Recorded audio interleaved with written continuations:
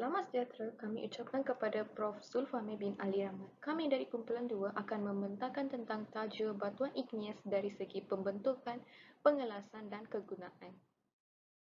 Berikut merupakan senaran ahli kumpulan 2 yang terdiri daripada 4 orang ahli, iaitu Haimon Franklin, Harvina Manggedison iaitu saya, Siti Aisyah binti Ahmad Fisul dan Nurul Kamilia binti Abu Darda. Saya, Harvina Manggedison, akan menerangkan tentang pembentukan batuan igneus. Batuan igneus ialah batuan yang terbentuk daripada proses penyejukan dan pemenjeran magma sama ada di dalam kerak bumi atau di luar kerak bumi. Magma ialah cecair panas di dalam lapisan mantel yang terbentuk akibat haba tinggi mantel yang mencairkan sebahagian mineral batuan. Cecair yang terbentuk bercampur dengan pelbagai pepejal batuan dan berkeadaan panas serta meluap. Dari segi proses pembentukan batuan igneus berasal daripada penyejukan dan pemancaran magma serta lava. Suhu magma yang tinggi dalam lingkungan 700 degree Celsius sehingga 1200 degree Celsius dalam kerak bumi menyebabkan batuan sentiasa dalam tekanan yang tinggi. Apabila tekanan berkurangan secara tiba-tiba, batuan yang cair akan menular keluar melalui celah-celah kerak bumi sebagai magma dan lava.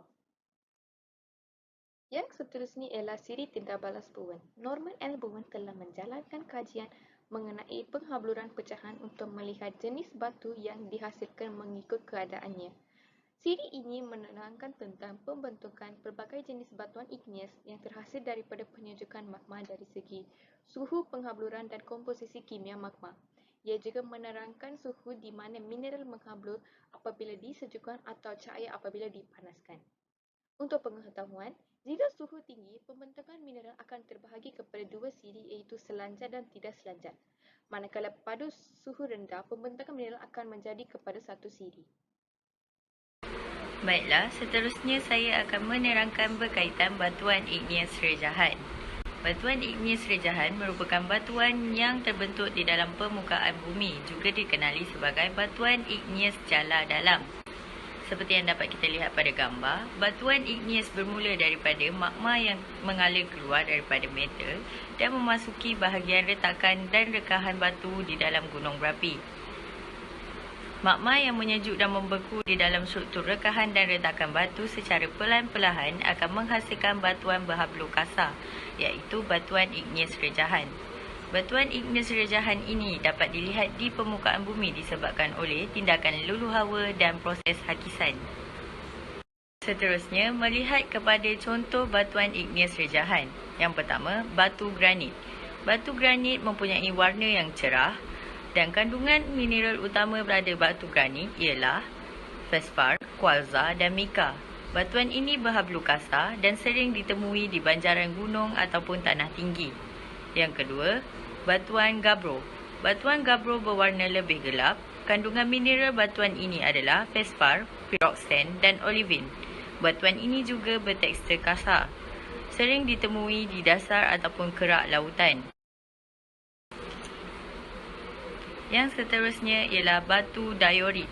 Batu diorit mempunyai warna yang cerah dan gelap. Kandungan mineral utama pada batu ini ialah plagioklas. Batuan ini berhablur kasar dan sering ditemui di kerak benua. Yang terakhir, batu peridotit. Batu peridotit mempunyai warna yang gelap. Kandungan mineral utama pada batu ini sama seperti batu gabbro, iaitu fosfor, piroxen dan olivin. Batuan ini juga bertekstur kasar dan sering ditemui di dasar dan kerak lautan. Nama saya Siti Aisyah binti Ahmad Fisul. Saya akan membentangkan tentang batuan ekstrusif atau terobosan. Batuan igneus ekstrusif atau terobosan dikenali juga sebagai batuan vulkanik. Ia terbentuk oleh penyejukan magma lebur di permukaan bumi. Pengeluaran magma ke permukaan bumi adalah secara letusan yang mengandungi bahan-bahan pyroklastik dan juga pengeluaran secara aliran lava. Magma yang dibawa dari celah gunung berapi atau dari letusan gunung berapi akan cepat membeku dengan kehadiran udara dan air. Batuan-batuan vulkanik bertekstur butiran halus dan licin. Selain itu, ekstrusi magma boleh berlaku sama ada di daratan atau lautan. Terdapat dua jenis magma iaitu magma basaltik dan magma asidik. Jenis magma basaltik. Ianya adalah lava yang keluar membentuk lava basaltik, iaitu lava yang menyejuk dalam beberapa jam atau hari. Selain itu, ianya batuan igneous yang berbez dan berbutiran halus.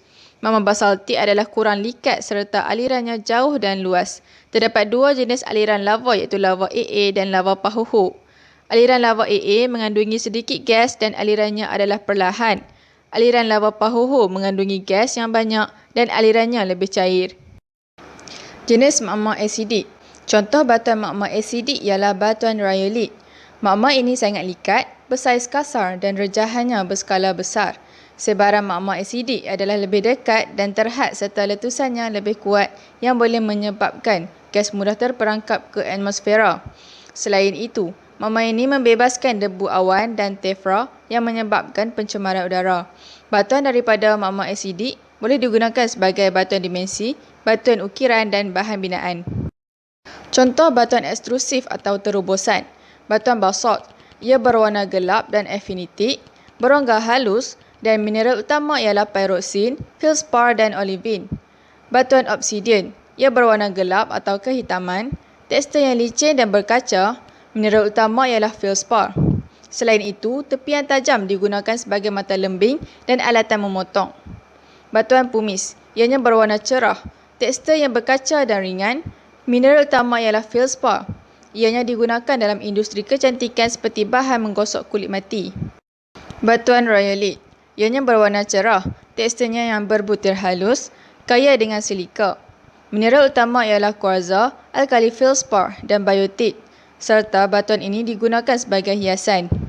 Batuan andesit, batuan yang berwarna gelap, berbutir halus. Mineral utamanya ialah feldspar. Nama andesit diambil daripada pergunungan Andes, di mana banyak batuan ini dijumpai. Sekarang, marilah kita menghayati beberapa kegunaan batuan igneous. Batuan igneous banyak digunakan dalam pembinaan bangunan. Batuan igneous tahan terhadap lulu hawa dan hakisan serta mempunyai kekuatan yang tinggi secara relatif. Oleh itu, bangunan-bangunan mampu mengekalkan strukturnya untuk tempoh masa yang lama. Berikut merupakan batu bata dan turapan yang dihasilkan daripada batuan granit. Tahukah anda, batuan igneous juga mempunyai aplikasinya dalam penjagaan kesihatan kulit. Sebagai contoh, batu apung atau pumice rock digunakan untuk menghasilkan penyental pumice atau pumice scrubber. Penyental tersebut berfungsi sebagai bahan pelelas yang membantu membersih dan mengelupas kulit.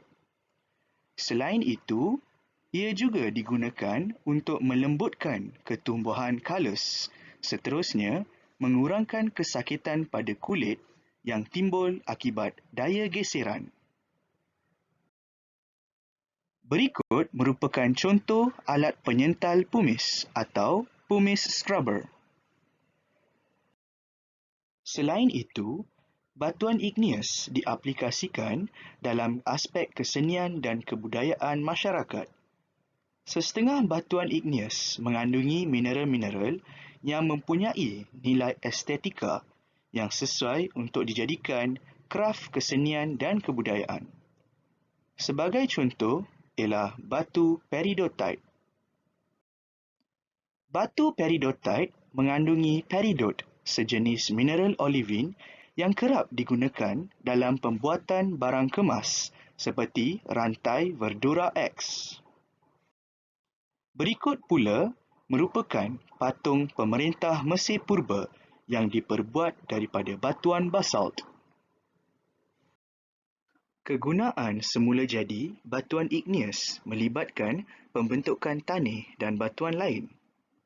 Dalam alam semula jadi, batuan igneous berubah menjadi sedimen melalui proses-proses eksogen seperti lulu hawa dan hakisan. Pembentukan tanih memerlukan sedimen sebagai komponen utama di samping membekalkan nutrien seperti nitrogen dan kalium yang penting untuk proses tumbesaran tumbuh-tumbuhan dan haiwan. Berikut merupakan contoh satu profil tanih. Melalui kitaran batuan, batuan igneous boleh berubah menjadi batuan metamorf atau batuan sedimen. Kesemua jenis batuan tersebut penting untuk sektor-sektor seperti pembinaan dan kajian dunia purba. Berikut merupakan batu gneiss, sejenis batuan metamorf. Setakat itu sahaja persembahan kami. Terima kasih dan semoga berjumpa lagi.